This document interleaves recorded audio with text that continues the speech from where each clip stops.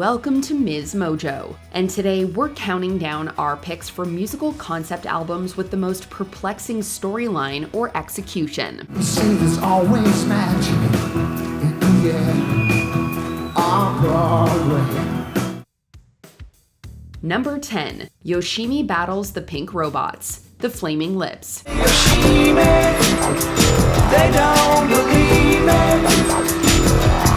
But you won't let those robots defeat me. Rumors of the concept album's demise were greatly exaggerated around the time the Flaming Lips dropped Yoshimi Battles the Pink Robots. The alternative, post-grunge roots of old were now replaced by lush orchestrations, grand ideas, and a sci-fi concept about, well, a lot of things. She's a black belt in karate, working for the city. It was to the point where frontman Wayne Coyne has actually pushed back against the idea of Yoshimi being a concept album in the traditional sense. This hasn't stopped many fans from embracing Yoshimi as such, however, gravitating towards the album's exquisite melodies and warm blending of analog nostalgia and forward-thinking electronica. She's gotta be strong to fight them. So she's taking lots of vitamins. Number 9. The Eye, King Diamond. There are few metal musicians as closely linked to the narrative concept as King Diamond. Okay, this next one is called Eye of the Witch.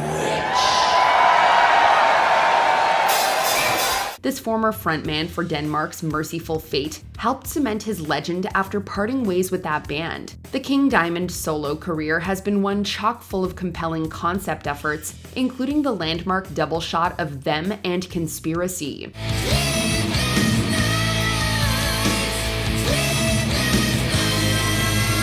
The Eye followed up those two efforts, and differed for Diamond taking influence from real-life witch trials during the French Revolution. The end results were, perhaps predictably and unfairly, compared to King Diamond's prior successes, although we'd argue that The Eye remains something of a slept-on release from the man's discography.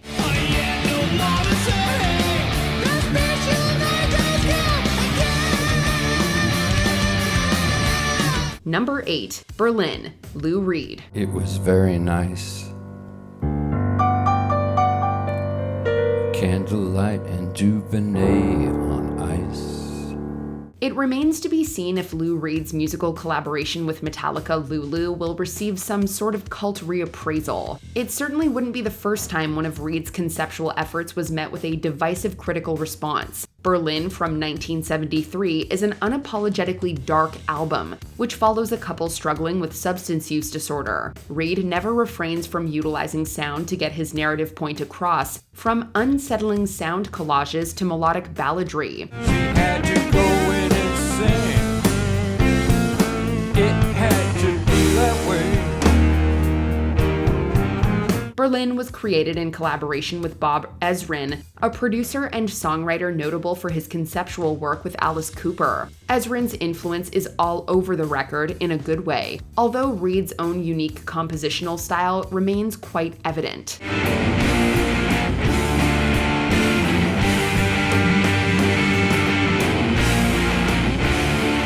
Number 7. Lola vs. Power Man and the Money Go Round Part 1, The Kinks. It doesn't take a genius to figure out that this 1970 effort by the Kinks was gonna be a conceptual one. Just look at that title.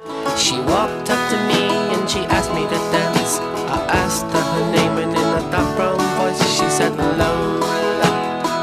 Yet Lola vs. Power Man and the Money Go Round Part 1 fit in just fine with other high-minded efforts by the band. We're talking about LPs like the Kinks or the Village Green Preservation Society, efforts where the message may be muddled, but the tunes are great. Serving the old ways from being abused, protecting the new ways for me and for you. Lola proved to be a definitive smash for the Kinks from this record, although the album sold poorly in the UK upon its initial release. Nowadays, Lola vs. Power Man and The Money Go Round Part 1 still isn't remembered too much for its concept, but it is regarded as one of the Kinks' best albums. I don't feel safe in this world no more. I don't wanna die in a nuclear war. I wanna sail away to a distant shore and make like an ape man. Number 6. SF Sorrow, The Pretty Things. Street it ran with the sound. Number 3, there came the cry. SF Sorrow was born. The post-Sgt. Pepper's landscape of Beatles domination essentially meant free rein for just about every British band to try their hand at a concept album. SF Sorrow by The Pretty Things is one of those cult records that was probably destined to find an audience, just not right away. Sunlight of his days, spent in the gray of his mind. Stole love with a tongue of lies, the world it shrank in size.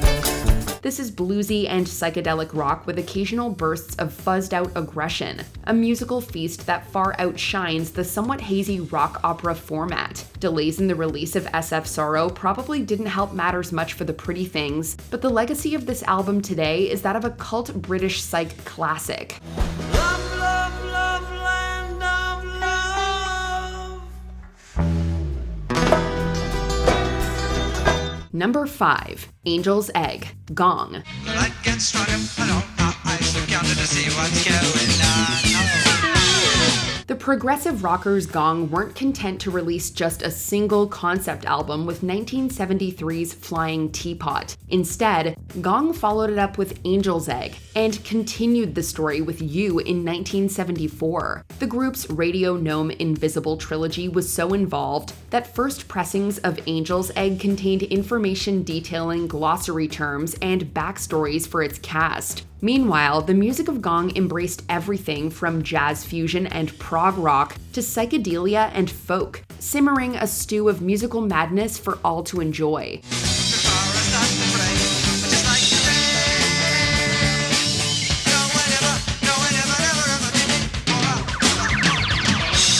Sold Out to the Highest Buddha, Flute Sonata. If track titles like these don't make sense to you, don't worry. Just listen to Gong and all will be well. The craft of the hero will ride at your side as alone you may ride with the tiny of the Number 4. Trans, Neil Young. Geffen Records clearly know what they were doing when they programmed Little Thing Called Love as the first track on Neil Young's Trans. What makes you have to choose? What brings you the blues? Ah, little thing called love. It's one of the few songs not to feature Young going full synthesizer with this incredibly divisive album. Trans is one of those records that makes more sense once you understand the backstory of its composition. Young's influence from German krautrock artists like Kraftwerk was tempered with his personal work assisting his son Ben with cerebral palsy-related communication therapy. He's got his feelings and he's got his sensitivities and he likes life. He wants people to treat him with respect. It's just a condition of life. It's the way he is. This unfortunately mattered little upon the release of Trans, since both Geffen and Young's fans were largely left scratching their heads at what the album was supposed to mean. Today, though, we think it's pretty awesome. I need a urine to sample at home, but not the angry one, a new design. Number 3, 666, The Apocalypse of John 1318. Aphrodite's Child. The 1970s was probably the most receptive time for concept albums amongst the record-buying public. This can be seen within efforts such as 666 by Aphrodite's Child, released on the experimental label Vertigo Records.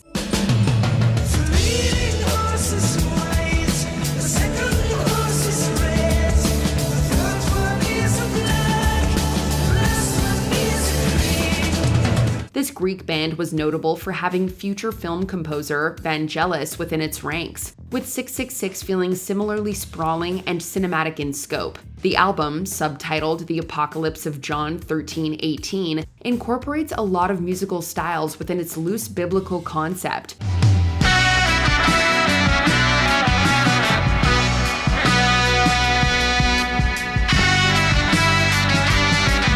Folk, hard rock, jazz, pop, and more all rear their heads, like the serpentine beast of Revelations. And it's the music, not the words, that does most of the talking. And then a crowd impossible to number, dressed in white, carrying palms. Number 2, Joe's Garage, Frank Zappa. The unfettered genius and quirkiness of Frank Zappa was frequently let loose in concept albums.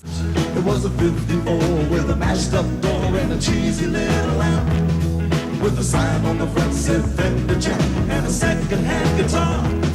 It was a Stratocaster with a whammy bar. Works like Freak Out and The Mothers of Inventions, We're Only in It for the Money, were great early examples of this. Meanwhile, the late 70s proved that Zappa still had some kooky ideas to get down on paper, and thus Joe's Garage was born. The storyline arrived complete with a robot narrator, the central scrutinizer, which is frequently profane. I got it from the door, let's see.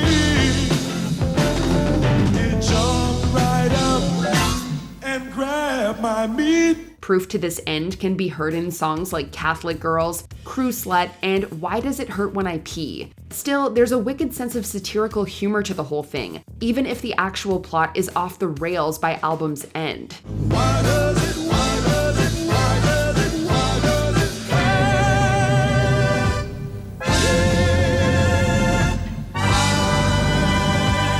Before we continue, be sure to subscribe to our channel and ring the bell to get notified about our latest videos. You have the option to be notified for occasional videos or all of them. If you're on your phone, make sure you go into your settings and switch on notifications.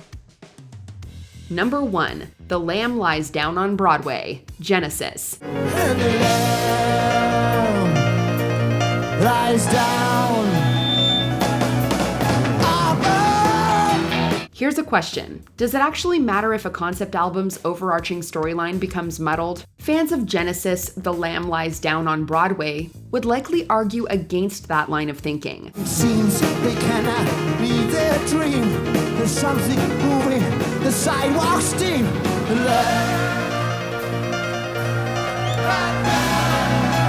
The album is now largely considered to be a cornerstone of progressive rock's 1970s success, thanks to a stage show that incorporated everything from costume changes to epic-length musical jams. The Lamb Lies Down on Broadway helped cement Peter Gabriel as a maverick presence on stage, while the chops of Phil Collins, Tony Banks, and Mike Rutherford lay the groundwork for the album's dense but rewarding sound. Carpet crawlers, heed their callers.